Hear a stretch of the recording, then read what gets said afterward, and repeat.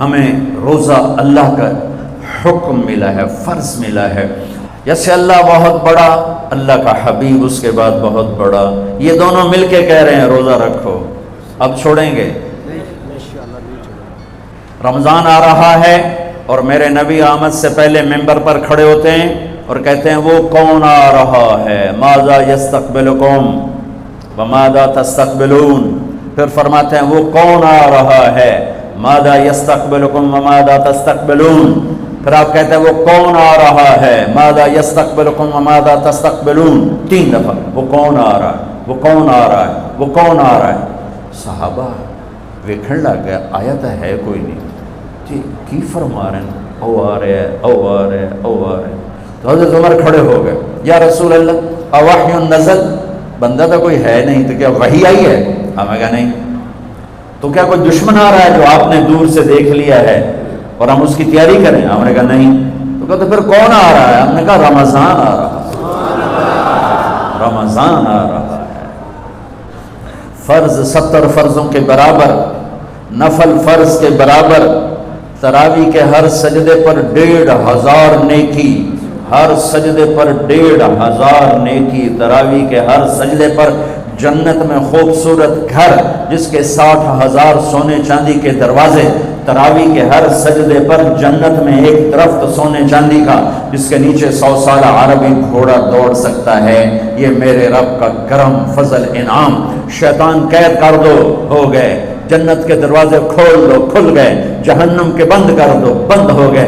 اے مچھلیوں، اے چیونٹیوں، اے پرندوں، اے پروانوں، اے سانپ بچھو، تم بھی روزے داروں کے لیے دعا شروع کر دو۔ کر دی۔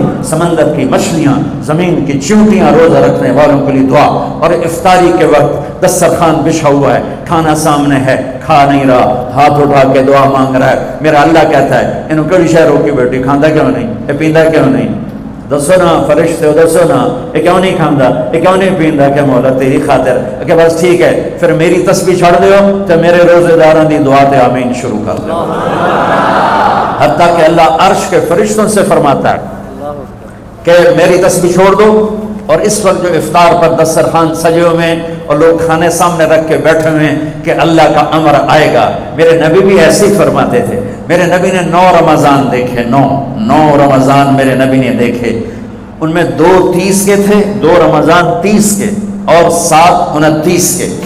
اور آپ بھی کھجور سامنے رکھ کے بیٹھے ہوتے تھے اور ایک آدمی اوپر کھڑا ہوتا تھا اور وہ سورج کو ڈوبتا دیکھ رہا ہوتا تھا۔ جو ہی سورج ڈوبتا وہ کہتا یا رسول اللہ غربت ڈوبا، آپ فوراً کھجور منہ میں رکھتے تھے۔ آپ سحری بالکل آخر میں کرتے تھے اور افطاری فوراً کرتے تھے تاکہ امت پہ بھوک کا ٹائم تھوڑے سے تھوڑا ہو۔ یہ رحمت للعالمین ہی ہے۔ آپ افطاری دیر سے، آخری لقمہ، آخری کھجور منہ میں یا آخری لقمہ، اور بلال اذان دیتے تھے اور ادھر یوں سورج چھپا اور ساتھ ہی لقمہ منہ، ساتھ ہی منہ میں۔ ہم 2-2.5 منٹ لیٹ کرتے ہیں کہ احتیاط احتیاط، چلو ٹھیک ہے، لیکن میں اپنے نبی کا بتا رہا ہوں کہ فوراً ڈوبتے ہی منہ میں کھجور یا پانی یا دودھ کی لسی، اس سے آپ افطار فرماتے تھے۔ اور ایک واقعہ ہوا، بادل تھے تو بادل میں اندازے سے افطار ہوتا ہے، سب نے افطار کر لیا، میرے نبی نے بھی افطار کر لیا۔ اور تھوڑی دیر بعد جب نماز پڑھنے کے لیے اٹھے تو بادل ہٹے تو سورج کھڑا ہوا تھا، تو وہ روزہ سب کا قضا ہوا۔ پھر رمضان کے بعد سارے مدینے نے، میرے محبوب نے بھی وہ روزہ دوبارہ قضا کیا۔ تو میرے بھائیوں، اس مہینے میں اللہ نے قرآن کو اتارا، اس میں لیلۃ القدر کو اتارا، اس میں اللہ تعالیٰ نے مسلمانوں کو پہلی دفعہ فتح عطا فرمائی، جنگ بدر کی فتح کا تحفہ رمضان میں، مکے کی فتح کا تحفہ رمضان میں، جس سے اللہ بہت بڑا اور اللہ کا حبیب بہت بڑا۔ پھر اللہ نے اپنے حبیب کو امت بھی اسی کے حساب سے دی۔ میں تھوڑا فرق بتاؤں موسیٰ علیہ السلام کی امت اور میرے نبی کی امت کی۔ موسیٰ علیہ السلام کی قوم آگے موسیٰ پیچھے ہارون، اور چلتے چلتے سمندر پہنچے، آگے آ گیا سمندر، پیچھے آ گیا فرعون۔ قال اصحاب موسیٰ، موسیٰ علیہ السلام کے ساتھی صحابہ، اس میں طنز ہے کہ اتنی صحبت اٹھا کے بھی عقل نہ آئی۔ قال اصحاب موسیٰ، بنو اسرائیل نہیں کہا، اصحاب موسیٰ کہا کہ ان کے لیے اس میں لان تان ہے۔ کہ اتنی صحبت کے بعد بھی تمہارا ایمان یقین نہ بنا. کہنے لگے انا لمدرکون، موسیٰ تو نے ہمیں مروا دیا، پکڑوا دیا، اب آگے سمندر ہے، پیچھے فرعون ہے، ان کتنے جاویے. ان کو نہ موسیٰ علیہ السلام کا فکر ہوا اور نہ ہارون علیہ السلام، انہیں اپنی پڑھ گئے. تو موسیٰ علیہ السلام نے کہا کلا کا ترجمہ جو بھی ہے وہ صحیح ہے، ہرگز نہیں، پر میں اس کا ترجمہ نہیں، اس کی مراد یہ بیان کرتا ہوں کہ موسیٰ علیہ السلام نے کہا تسی ہو تو لتراں دے لے، یا تو انہوں فرعون دا لتر پوے یا تو انہوں سمندر دی موج پوے، لیکن ان معی ربی، میرا رب میرے ساتھ ہے، وہ مجھے راستہ دے گا، میری طفیل تمہیں بھی دے گا. 40 سال کی صحبت کے بعد اور اتنے بڑے بڑے معجزے دیکھنے کے بعد کہنے کہ تو نے مروا دیا. یہ تصویر ہے موسیٰ علیہ السلام کی قوم کی. اب میں تصویر پیش کرتا ہوں اپنے نبی کی امت کی. 27 صفر کی رات ہے، جمعہ کی رات ہے، آج ہجرت کی پہلی رات ہے. میرے نبی اور صدیق دونوں ہجرت کے لیے نکل رہے ہیں. میرے نبی پنجوں کے بل چل رہے ہیں تاکہ پاؤں کا نشان کھوجی پہچان نہ لے. ابو بکر کبھی آپ کے آگے چلتے ہیں، کبھی پیچھے چلتے ہیں. موسیٰ علیہ السلام کی قوم نے کہا تو نے مروا دیا، اب کیا کریں. ابو بکر کبھی آگے کبھی پیچھے، کبھی آگے کبھی پیچھے، اور 3 میل کا فاصلہ ہے. آپ نے کہا ابو بکر کیا کرتے ہو، کبھی آگے کبھی پیچھے، کبھی میرے آگے ہو جاتے ہو کبھی میرے پیچھے ہو جاتے ہو. کہ یا رسول اللہ اخاف الرصد فامشی امامک اخاف الطلب فامشی خلفک. یا رسول اللہ، واہ، جب مجھے یہ خیال آتا ہے کہ آگے کوئی دشمن چھپا ہوا حملہ نہ کر دے تو میں آگے ہو جاتا ہوں کہ میرے اوپر وار پڑے، آپ پہ نہ پڑے. اور جب مجھے خیال آتا ہے پیچھے سے کوئی حملہ نہ کر دے تو پھر میں پیچھے ہو جاتا ہوں کہ میرے اوپر وار پڑے، آپ پہ نہ پڑے. انا لمدرکون. اور یہ صدیق کا عمل مقابلہ کر کے دیکھو.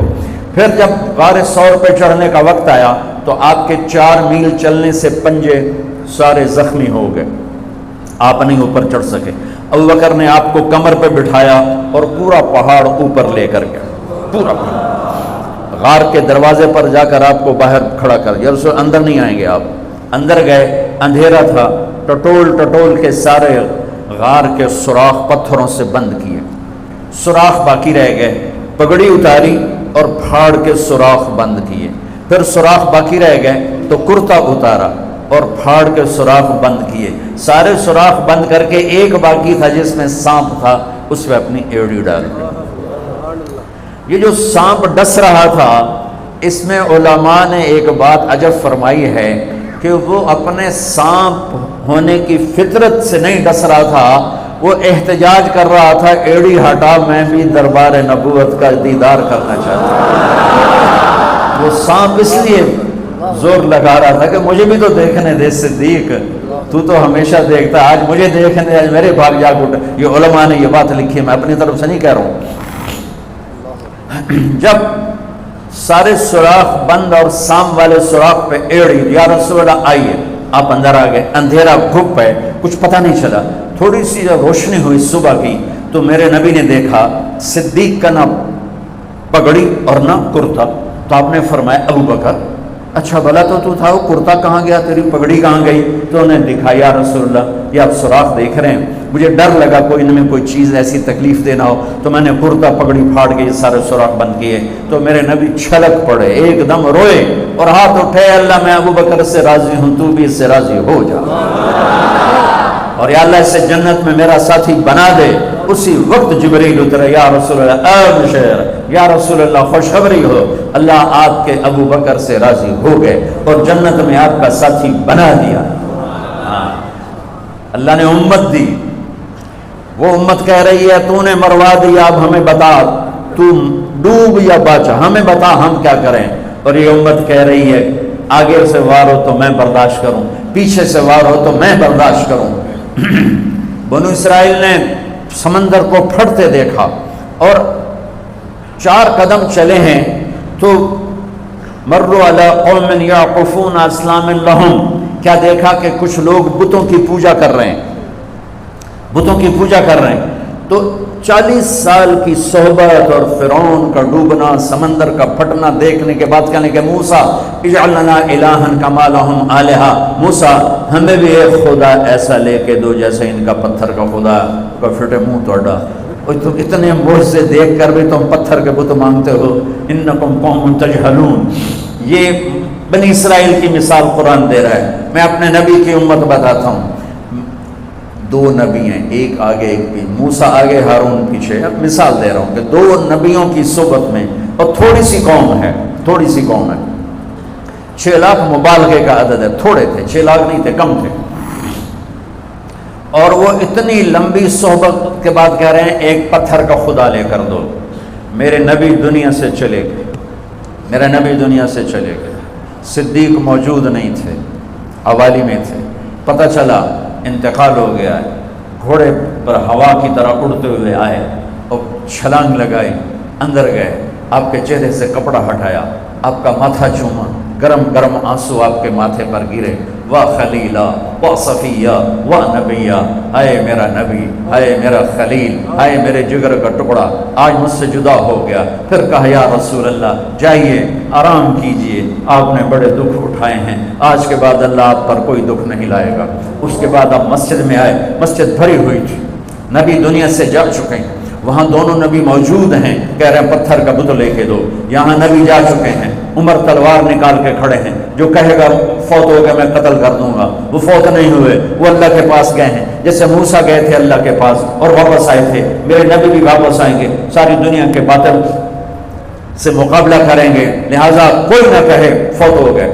ابو بکر منبر پر آئے، کھڑے ہوئے، کہا عمر بیٹھ جا، تو عمر کہتے ہیں نہیں بیٹھتا، وہ تو پورے ہوش میں نہیں تھے، نہیں بیٹھتا، تو وہ خاموش ہو گئے اور منبر پر آئے، اور سنو صدیق کا خطبہ، یا ایھا الناس من کان یعبد محمدا فإن محمدا قد مات ومن کان یعبد اللہ فإن اللہ حی لا یموت۔